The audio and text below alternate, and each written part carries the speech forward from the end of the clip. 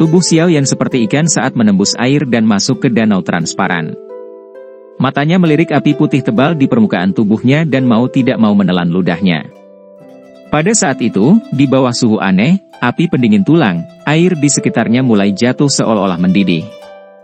Saat itu terus memancarkan gelembung air berwarna putih, benang cairan ungu tua yang sulit dilihat dengan mata seseorang secara bertahap muncul. Namun, ketika sulur-sulur cairan ungu tua ini bersentuhan dengan api putih tebal, mereka dibekukan oleh api pendingin tulang, menjadi benang es yang sangat kecil yang perlahan-lahan tenggelam ke dasar danau.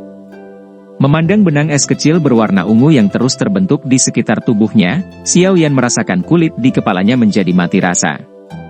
Dia tidak menyangka bahwa danau yang tampak sangat tenang ini sebenarnya memiliki begitu banyak cairan racun fatal yang tersembunyi.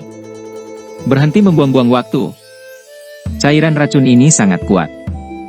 Meskipun memiliki perlindungan, api surgawi dapat mencegah mereka memasuki tubuh Anda. Itu menghabiskan terlalu banyak kekuatan spiritual saya.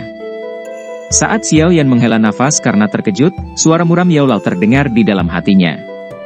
Baik. Xiao Yan buru-buru menganggukkan kepalanya. Dia menjentikan kakinya dan kepalanya muncul dari air. Mengamati pulau kecil di tengah danau, Xiao Yan menghela nafas lembut dan menggunakan tangannya untuk mendayung dengan cepat. Tubuhnya meninggalkan riak air saat dia secara bertahap mendekati pulau itu. Perjalanan pun tenang sampai mereka akan mencapai pulau kecil itu. Tepat ketika Xiao Yan hendak menghela nafas lega, tetesan air tiba-tiba memercik ke langit dari permukaan danau yang tenang di depannya. Kejadian yang tiba-tiba itu menyebabkan hati Xiao Yan tiba-tiba menegang. Dia mengangkat kepalanya dan menatap tajam ke tempat tetesan air telah tersebar dengan keras dan mengecilkan matanya sesaat kemudian. Tetesan air terbang dan memercik ke bawah. Pada suatu waktu, seekor ular besar yang tubuhnya ditutupi sisik hijau tua dan memiliki kepala berbentuk segitiga tiba-tiba keluar dari dasar danau. Setelah itu, ia melebarkan mulutnya yang besar dan buas dan dengan kasar menggigit Xiao Yan. Matanya yang berbentuk belah ketupat dipenuhi dengan kekejaman yang liar. Sialan! Bukankah danau kecil ini terlalu abnormal? Serangan liar ular besar itu menyebabkan Xiao Yan dimarahi dengan marah. Telapak tangannya membentur permukaan air dengan keras. Seketika, air memercik ke segala arah. Meminjam kekuatan darinya, tubuh Xiao Yan benar-benar meninggalkan air, condong sedikit ke bawah saat jatuh dan sejajar dengan permukaan danau dengan hidungnya hampir menyentuh air. Namun, ujung kaki Xiao Yan dengan lembut tapi cepat menekan sekelompok gelombang air. Seketika, terdengar suara, ledakan, dan tubuhnya seperti bola meriam, melesat ke depan sambil tetap dekat dengan permukaan air. Bang! Bang! Bang! Tubuh Xiao Yan dengan liar bergegas menuju pulau kecil seperti angin puyuh. Di belakangnya, beberapa suara kuat dari gelombang yang meledak terdengar. Ini disebabkan oleh serangan dari ular besar yang merindukannya. Xiao Yan tidak terlalu khawatir tentang kekuatan angin tidak teratur yang ada di belakangnya. Dia menggunakan kekuatan dari serangan ini untuk berulang kali menghindari sejumlah serangan ular besar berikutnya. Akhirnya, ketika dia berada sekitar 10 meter dari pulau kecil, sudut matanya melirik ke belakang dan menyadari bahwa ular besar itu membuka mulut besar biadabnya lagi saat ia menerobos air dan mengejarnya. Xiao Yan tertawa terbahak-bahak. Jarinya mengetuk cincin penyimpanan dan sepotong papan kayu jatuh ke permukaan air.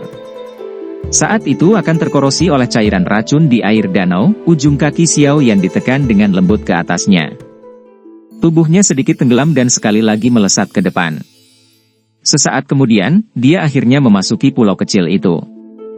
Xiao Yan membalikkan tubuhnya di udara, kakinya berjongkok dan telapak tangannya dengan lembut menekan ke tanah, membuat pendaratan yang mantap. Menginjakan kakinya di pulau kecil, Xiao Yan berbalik untuk melihatnya. Dia menyadari bahwa ketika ular buas besar itu memasuki daerah dalam jarak 10 meter dari pulau kecil itu, ia mulai takut dan tidak berani maju. Ia hanya mengayunkan ekor ularnya dan bergerak maju mundur di luar pulau kecil. Setelah mengulurkan lidah ular merahnya dan dengan kejam menatap Xiao Yan untuk waktu yang lama, akhirnya tanpa daya kembali ke dasar danau. Setelah melihat danau berangsur-angsur menjadi tenang, Xiao Yan akhirnya menghela nafas lega. Dia berbalik dan melihat ke pulau itu. Pulau itu tidak terlalu besar. Hutan bambu yang rimbun dan beberapa tanaman tumbuh di atasnya, memberikan penampilan yang sangat indah dari kehidupan yang berkembang pesat. Aroma, api surgawi, Xiao Yan menarik napas. Berada dalam jarak yang begitu dekat, bahkan Xiao Yan tampaknya bisa merasakan kehadiran api surgawi yang tersembunyi di pulau itu. Api panas berdenyut di matanya yang gelap saat dia dengan erat mengepalkan tinjunya. Xiao Yan bersumpah dalam hati bahwa kali ini, apapun yang terjadi, dia harus menguasai api surgawi. Dia telah berusaha terlalu keras untuk itu. Di tubuhnya, nyala api berwarna putih yang tebal secara bertahap padam. Suara Yolo sekali lagi terdengar, hati-hati. Ratu Medusa juga ada di pulau itu.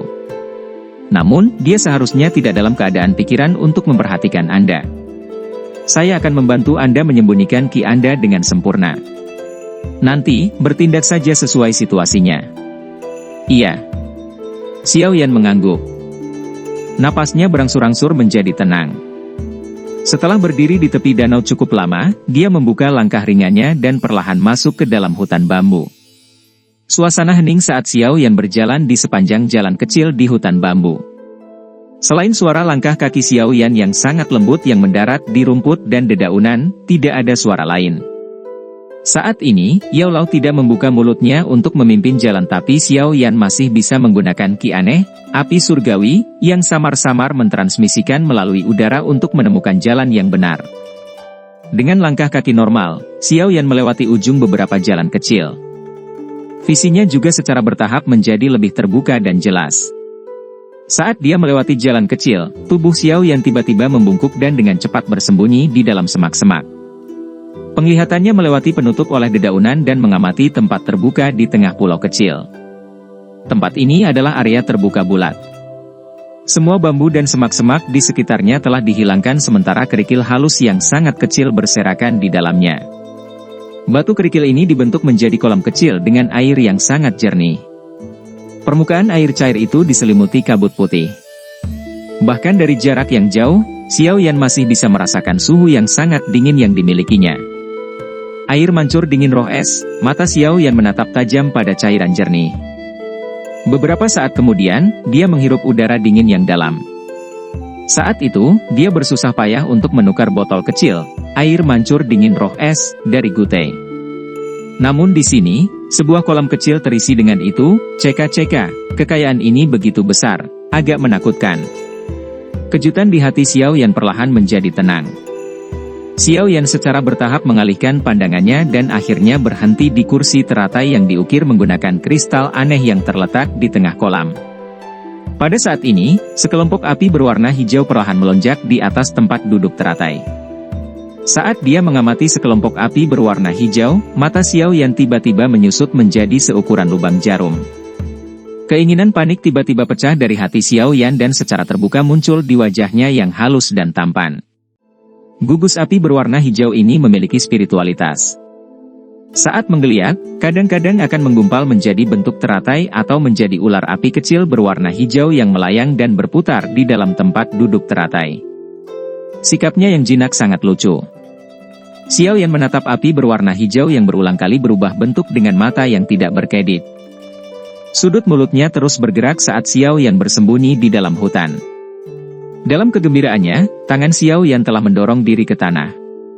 Aku akhirnya menemukanmu, Xiao Yan mengatupkan bibirnya saat dia menatap tajam ke arah gugusan api berwarna hijau itu. Dia belum pernah melihat api inti teratai hijau, tetapi dia telah berlatih di teratai hijau. Dengan demikian dia bisa secara samar merasakan perasaan akrab dari gugusan api berwarna hijau yang sama dengan teratai hijau. Setelah menghabiskan beberapa tahun kerja keras, ini adalah pertama kalinya Xiao Yan melihat api surgawi pada jarak yang begitu dekat. Tentu saja, ini tidak termasuk api surgawi Yao Lao. Namun, tidak mungkin api pendingin tulang yang dikendalikan oleh roh Yao Lao memungkinkan Xiao Yan merasakan teror dan keliaran api surgawi. Platform teratai kristal ternyata bukan benda biasa. Setiap kali nyala api berwarna hijau hendak berenang keluar dari batas tempat duduk teratai, cahaya bundar berwarna putih pucat tiba-tiba akan muncul. Setelah itu akan melontarkan punggung api surgawi. Tatapan Xiao Yan mengamati kolam secara mendetail dan menyadari bahwa setiap kali setelah api surgawi dan cahaya bersentuhan, air mancur dingin roh es di kolam akan berkurang dengan jumlah kecil yang tidak dapat dideteksi. Jelas, kursi teratai kristal meminjam kekuatan air mancur dingin roh Ichi untuk menjebak api berwarna hijau di dalamnya. Setelah menyapu pandangannya ke kolam kecil, Xiao Yan melihat ke kiri. Sebuah wajah yang cantik sampai-sampai menyihir terpatri di matanya. Nafas Xiao Yan yang awalnya lemah sekali lagi ditekan tanpa dia sadari. Menghadapi orang tingkat Dou Huang yang sangat kuat ini, Xiao Yan merasa seperti batu besar ditekan ke dalam hatinya dan menindasnya. Tidak ada sedikit pun perbedaan antara Ratu Medusa saat ini dan tubuh energi yang sebelumnya muncul di luar kota. Gaun cantik berwarna ungu yang mewah dan mahal membalut tubuhnya yang anggun dan cantik. Sosoknya yang besar dan seksi melepaskan godaan yang mempesona. Dia memiliki sepasang pupil ungu pucat yang panjang dan sempit. Ketika tatapannya yang mempesona berkeliaran, itu menyebarkan kecanduan yang tampaknya menyedot hampir semua mata pria padanya. Di bawah gaun cantik berwarna ungu, ekor ular berwarna ungu terungkap. Itu dengan malas bergoyang, melepaskan keindahan yang liar dan aneh. Mata indah Ratu Medusa saat ini sedang menatap api berwarna hijau di tengah kolam. Di bawah pantulan cahaya, nyala api juga berkedip di mata ungu pucat. Setelah diam-diam menatap api berwarna hijau ini untuk waktu yang lama, Ratu Medusa tiba-tiba menghela nafas lembut. Dia mengangkat kepalanya dan melihat ke langit. Segera, dia mengayunkan ekor ularnya dan tubuh indahnya yang panas perlahan berdiri. Sudah waktunya, setelah bergumam pelan, keraguan-raguan langka melintas di wajah mempesona Ratu Medusa. Sesaat kemudian, keraguan berubah menjadi determinasi. Dua pergelangan tangan seputih salju terungkap dari balik gaun berwarna ungu dan tangannya yang halus perlahan membentuk beberapa segel di depan tubuhnya. Mengikuti perubahan segel yang dibentuk oleh tangan Ratu Medusa, kursi teratai kristal tiba-tiba bergetar hebat. Tirai tipis di atasnya berangsur-angsur menghilang. Setelah tirai cahaya menghilang, nyala api berwarna hijau yang telah kehilangan pengekangannya tiba-tiba keluar dan tumbuh bersama angin. Dalam sekejap mata, itu berubah menjadi semburan api yang kuat. Di bawah gugusan api yang intens ini, air mancur dingin roh es mulai menguap dengan kecepatan yang terlihat dengan mata telanjang. Mengabaikan bambu di sekelilingnya yang dipanggang hingga layu dengan cepat, Ratu Medusa dengan lembut menggigit bibirnya dengan giginya. Tangannya perlahan membuka kancing gaunnya. Seketika, tubuh wanita sempurna yang tampak seperti mahakarya surga terbuka di dalam hutan bambu.